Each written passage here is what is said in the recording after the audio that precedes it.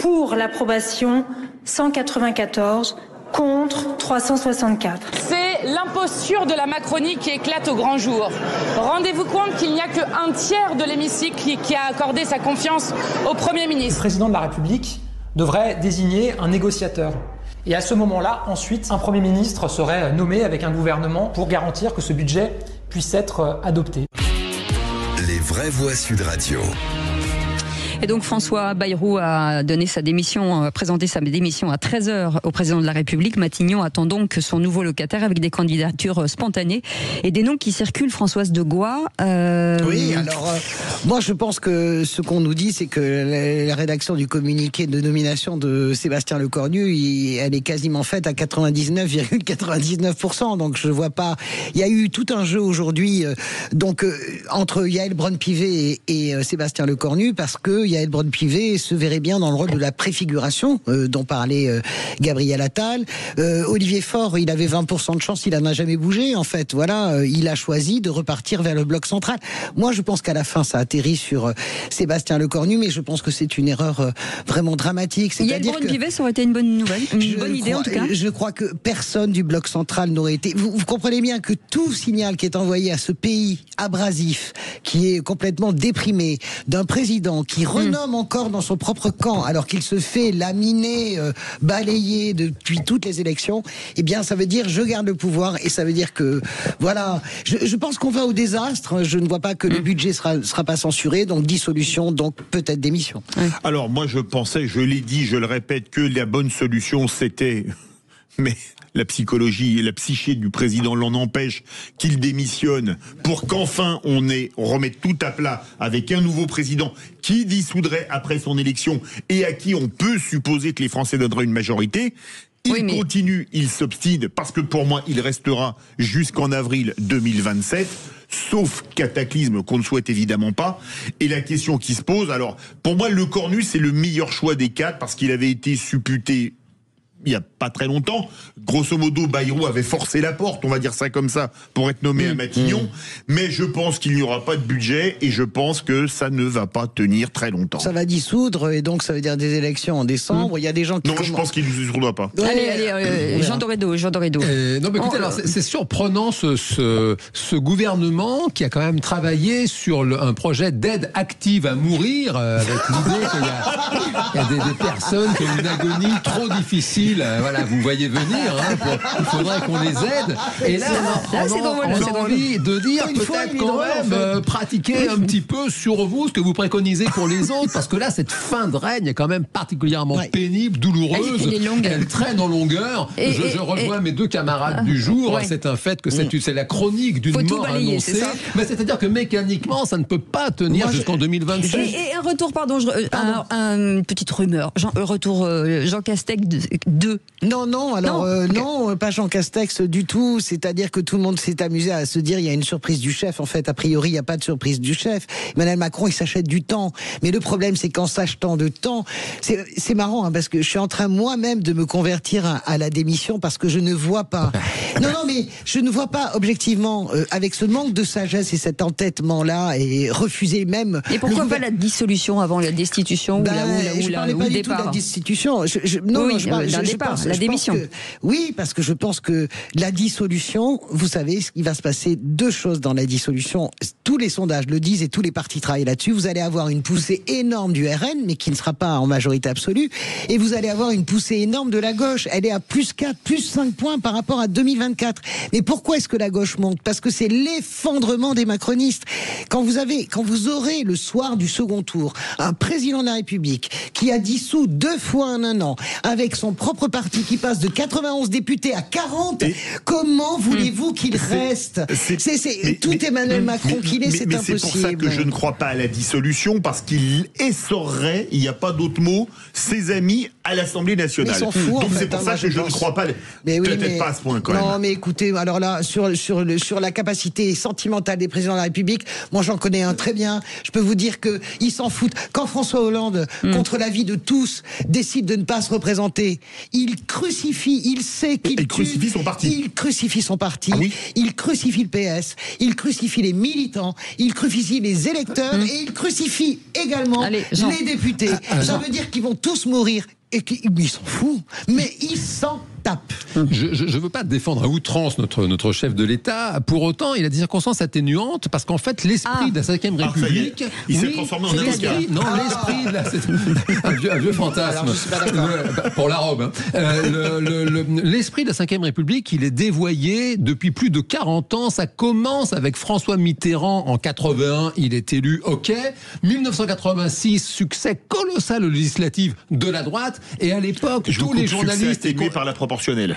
Pardon ? Succès atténué par la proportionnelle. Il y avait un groupe, La majorité était Front National à l'époque, oui, il y avait absolument. le RPR et l'UDF encore à l'époque, c'était une majorité colossale, et à l'époque, tous les journalistes, vos prédécesseurs, disaient, évidemment, c'est l'esprit de la 5e, il va démissionner, parce que l'esprit de la Constitution de la 5e République, c'est d'avoir un chef de l'État qui est tellement légitime qu'il a des pouvoirs extrêmement forts pour conduire le destin collectif. Et François Mitterrand, il dit, non, j'y suis, j'y reste. Ça recommence en 93. Derrière, Chirac est élu en 95. 2 ans après, il perd les élections.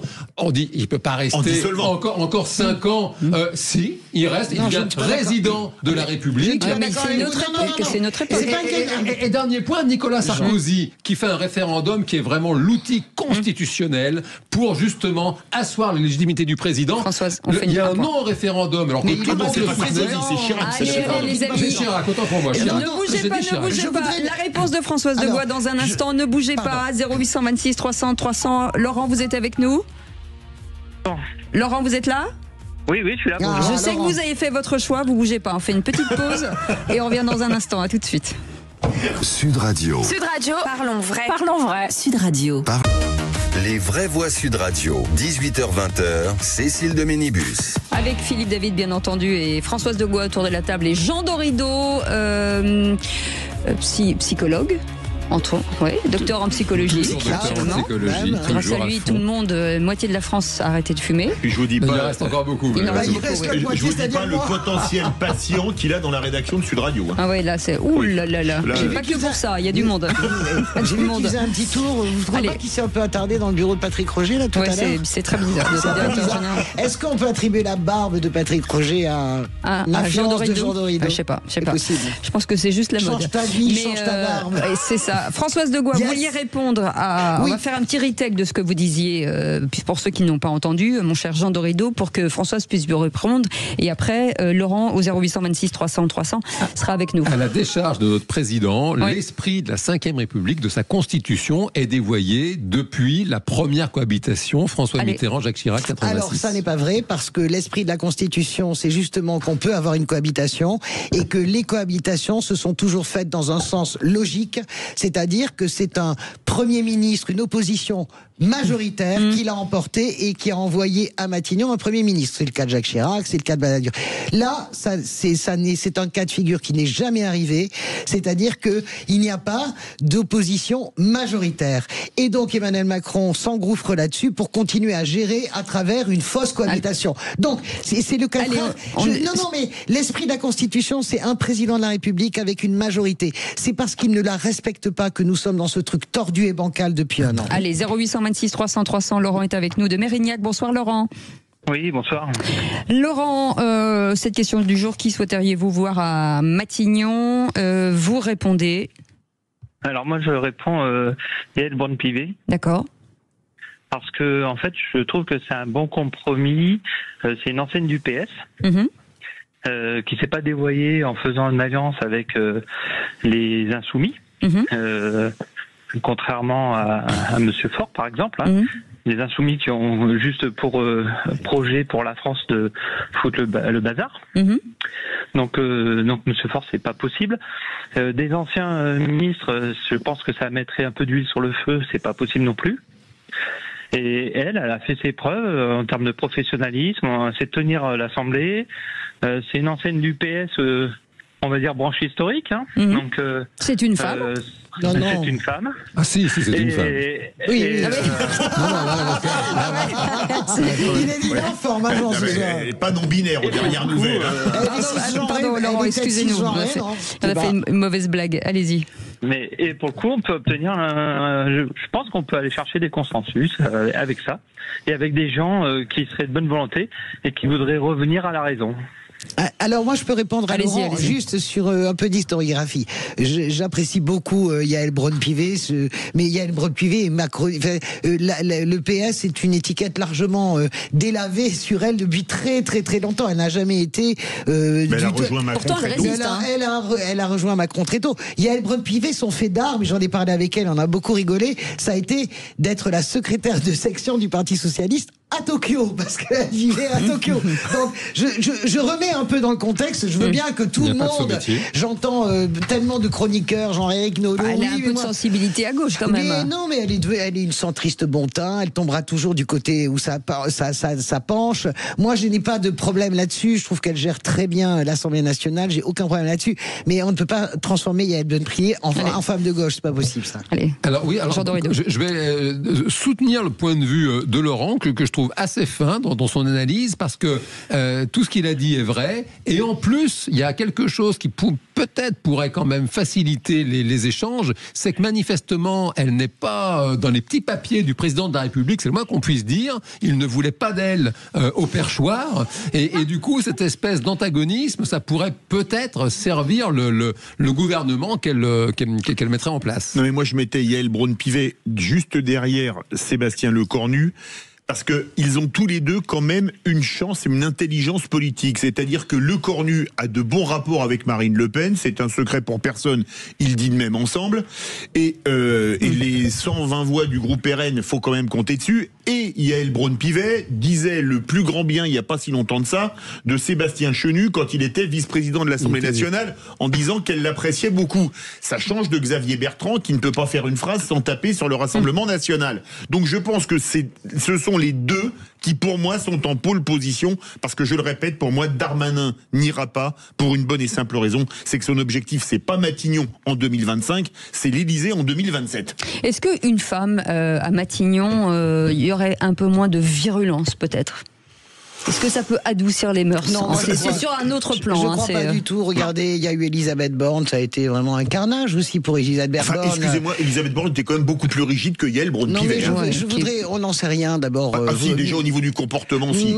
Mais on n'a pas vu Braun-Pivet dans l'exercice. La présidente de l'Assemblée nationale, elle met quand même de la rondeur. Non, mais elle met de la rondeur comme Elisabeth Borne, mais après c'est. Non, elle met pas de rondeur. C'est pas la rondeur. Mais franchement, est-ce qu'on peut finir une phrase en fait? Je dis, les femmes à Matignon, c'est toujours encore plus difficile. C'est ce que je veux vous dire. C'est d'ailleurs pour ça aussi que les femmes n'arrivent pas à franchir la dernière marche du perron qui amène à l'Élysée, parce que elles, même si elles veulent adoucir, l'écosystème ne veut pas qu'elles adoucissent. Vous avez des papiers sur Yael Braun-Pivet délirant sur ses tenues. Vous avez des papiers comme à l'époque Ségolène pendant la présidentielle, on faisait des photos de ses godasses, de ses chaussures, comme si on allait photographier des costards. Et vous avez, comment dirais-je, des costumes en politique, il y en a à qui ça a pas ce que je veux dire, c'est que je comprends ce que vous dites, Cécile, mais la vérité, c'est que l'écosystème l'empêche. Moi, je suis une idéaliste, c'est pour ça. Moi aussi. Merci beaucoup. Allez, tout de suite, on n'y croit pas.